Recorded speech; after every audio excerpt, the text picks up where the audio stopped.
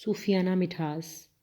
ہزارہ برادری کے 11 معصوم نہتے غریب مزدوروں کو جس بے رحمی، سفاکیت اور سنگ دلانہ وحشی طریقے سے ہاتھ پاؤں باندھ کر ان مجبوروں کی آنکھوں پر پٹی باندھ کر درندگی سے ذبح کیا گیا، یہ منظر دیکھ اور سن کر ہر پاکستانی کا سر شرم سے جھک گیا کہ کوئی انسان، وہ بھی کلمہ گو مسلمان، اس قدر درندگی سے کسی انسان کو قتل کر سکتا ہے۔ حکومت ہر بار کی طرح غیر ملکی دشمنوں کے کھاتے میں یہ کیس بھی ڈال کر پھر اقتدار کے جھولوں میں مست ہو جائے گی، لیکن یہ حماقت ہوگی، کیونکہ اکبر بگٹی کے افسوسناک واقعے کے بعد بلوچستان میں آپ کو بہت سارے ایسے لوگ مل جائیں گے جو پاکستان کی سالمیت اور مضبوطی کے خلاف ہوں گے۔ ایسے ہی سر پھرے دشمن قوتوں کے اعلی کار بن کر، مذہبی تفرقہ بازی کے شیشناگ بن کر معصوم انسانوں کو ڈنگ مارتے نظر آتے ہیں۔ بلوچستان پچھلے کئی عشروں سے ایک لاوے کی شکل اختیار کرتا جا رہا ہے، جس کو وقتی عارضی اقدامات سے سدھارنے کی کوشش کی جاتی ہے۔ عارضی کوششوں سے چند دنوں کے لیے نفرت کے یہ شعلے تھوڑے ٹھنڈے پڑتے ہیں، لیکن پھر تھوڑے عرصے بعد ہی سانحۂ ہزارہ جیسا واقعہ ملک کے طول و عرض میں غم و غصے کی لہر دوڑا جاتا ہے۔ اب بلوچستان کی مسلسل سسکتی چتا کو مستقل ٹھنڈا کر کے پائیدار مستقل امن کی ضرورت ہے۔ اس کے لیے محروم طبقے سے مذاکرات کے ساتھ ساتھ اجتماعی شعور بیدار کرنے کی ضرورت ہے۔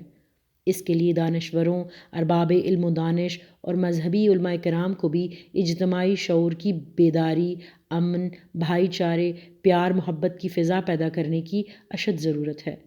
علماء کرام کا وہ طبقہ جس نے پچھلی کئی دہائیوں سے نفرت، تفرقہ بازی کی پنیری کاشت کی، ان کو روکنا ہوگا، دوسروں کو برداشت کرنا ہوگا۔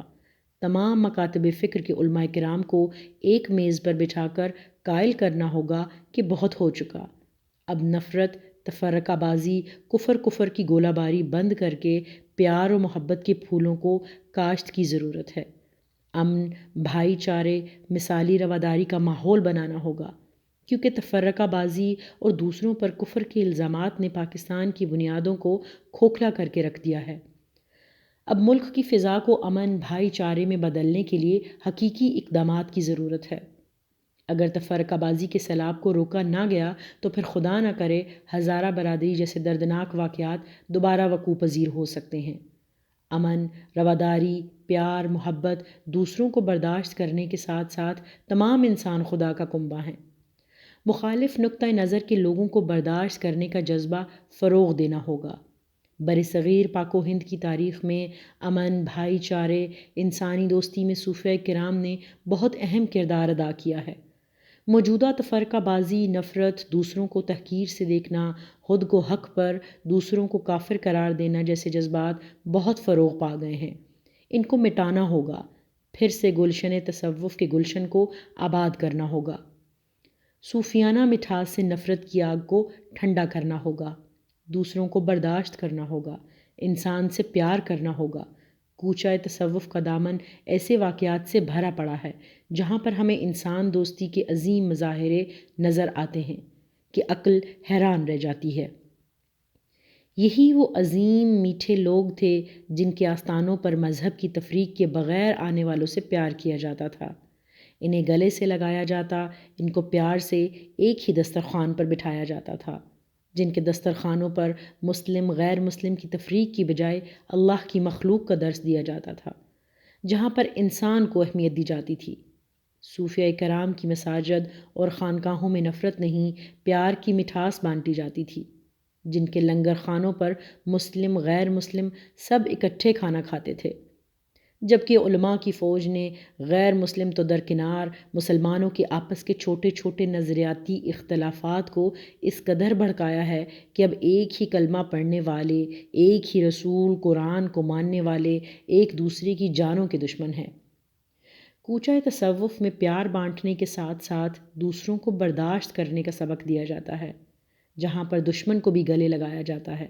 اولیاء کرام کی اسی صفت کی وجہ سے دشمن بھی حلقہ اسلام میں شامل ہو جاتے تھے، خود کو قتل کرنے والوں، زخمی کرنے والوں کو معاف کر دیا جاتا تھا۔ ہمارا معاشرہ جس طرح ذات پات نفرت تفرقہ بازی سے زہر آلود ہے، اس کو نارمل کرنے کے لیے صوفیانہ مٹھاس کی اشد ضرورت ہے، جو صوفیہ کرام کا خاصہ ہے۔ حضرت شیخ نظام الدین اولیاء رحمۃ اللہ ہندوستان کے عظیم صوفی ہیں، جن کے دربار کے سامنے شاہی درباروں کی چکا چوند ماند پڑ جاتی تھی۔ آپ رحمۃ اللہ کی خلیفہ اکبر حضرت سید نصیر الدین چراغ دہلوی، جن کو چراغ دہلی بھی کہا جاتا ہے، آپ کا معمول تھا کہ نماز عصر کے بعد حجرہ خاص میں عبادت الہی میں مشغول ہو جاتے۔ اس دوران زائرین سے نہیں ملتے تھے، بلکہ خادموں کو حکم تھا کہ آنے والوں کو ایک سکہ دے کر رخصت کر دو، اگر آنے والا زیادہ مانگے تو 50 سکے تک دے کر رخصت کر دو، تاکہ میں ذکر وغیرہ میں مشغول رہ سکوں۔ ایک دن آپ رحمۃ اللہ عبادت میں غرق تھے کہ ایک ملنگ آپ سے ملنے آیا۔ خادموں نے بہت منع کیا، سکے بھی دیے، لیکن وہ ملنے پر بضد رہا کہ میں حضرت سے ملے بغیر نہیں جاؤں گا، مجھے اندر جانے دو۔ خادموں کے منع کرنے کے باوجود ملنگ زبردستی حجرے میں داخل ہو گیا۔ شیخ عبادت میں غرق تھے کہ ملنگ نے اندر داخل ہو کر زمین پر پاؤں مار مار کر اونچی آواز میں بول کر شیخ کو اپنی طرف متوجہ کیا اور کہا، ابھی میری جھولی سکون سے بھر دو۔ شیخ نے اشارے سے سمجھایا کہ ابھی تھوڑا انتظار کرو، میں ذکر سے فارغ ہو کر آپ کی آرزو پوری کرتا ہوں۔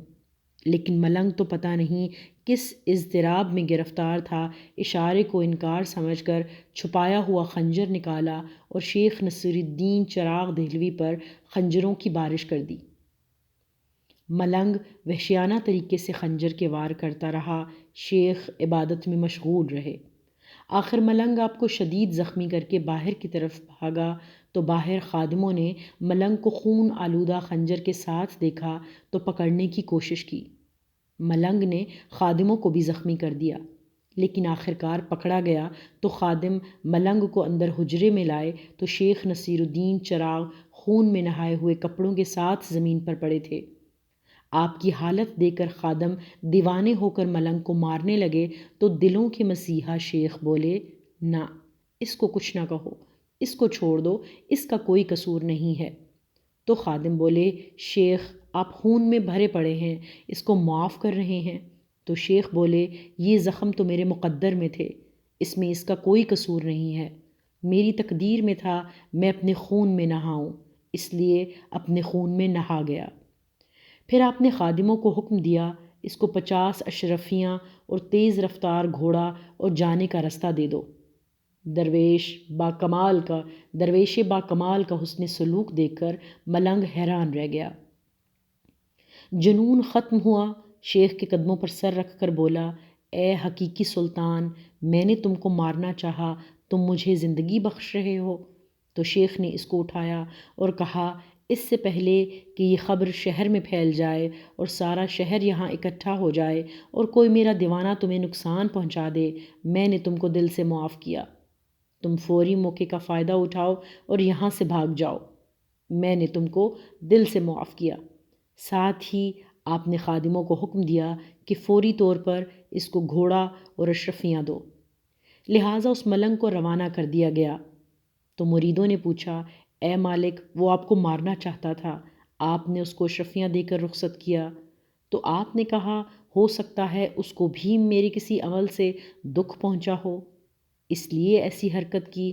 تو خادم بولے، شہنشاہ، آپ تو سراپائے محبت میں، آپ تو پیار بانٹتے ہیں، محبت بانٹتے ہیں، تو آپ بولے، میں اپنے خدا کے کسی بندے کو نقصان نہیں پہنچا سکتا۔ شیخ نصیر الدین رحمۃ اللہ کی اسی مٹھاس کی آج معاشرے کو بہت ضرورت ہے۔